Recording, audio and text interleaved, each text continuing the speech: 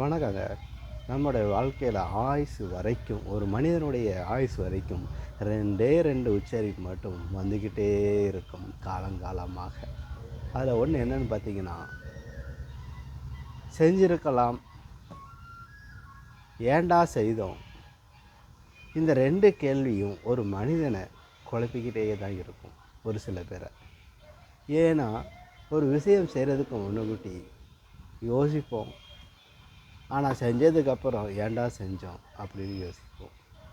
இந்த 2 விதமான மைண்ட் உள்ளவர்கள் வாழ்க்கையில் வெற்றி பெறுவார்களா இல்லையா என்று பார்க்கும்போது, வெற்றியும் பெறுவார்கள், தோல்வியும் பெறுவார்கள், எல்லோருக்கும் உள்ளது தான். ஆனால் இது என்னவோ மனநிலை சரி இல்லை என்றுதான் அர்த்தம். ஒரு உதவி செய்வதற்கு முன்பு யோசிக்கக்கூடாது, செய்த உதவியை திருப்பி சொல்லி காட்டக்கூடாது. அது 2. இந்த 2 உள்ளவர்கள் மட்டுமே வாழ்க்கையில் வெற்றி பெறுவார்கள். வாழ்க்கையில் மட்டுமல்ல, மனதளவிலும் சரி நிம்மதியை பெறுவார்கள். அதுதான் ஏன்டா செஞ்சோம் அப்படிங்கிற பதில் தான்.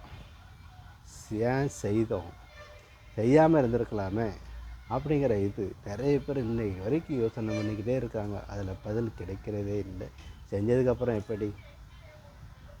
இப்படி தாங்க வாழ்க்கை அப்படின்னு சொல்லி போய்கிட்டே இருக்கிறவங்க இருக்கிறாங்க.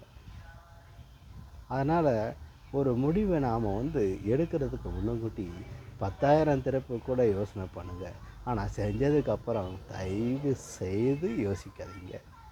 ஏன்னா அது உங்களை மட்டும் பாதிக்காது. உங்கள் மன உளைச்சல், உங்கள் கூட உள்ளவங்களை, அவங்க யாருக்கு செஞ்சீங்களோ செய்யலையோ அவங்களுக்கு வரைக்கும் அந்த விஷயம் பாதிப்பை உண்டாக்குற அளவுக்கு ஆகும் என்கிற விஷயத்தை உங்களுக்கு நான் சொல்லிக்கொள்கிறேன். நன்றி.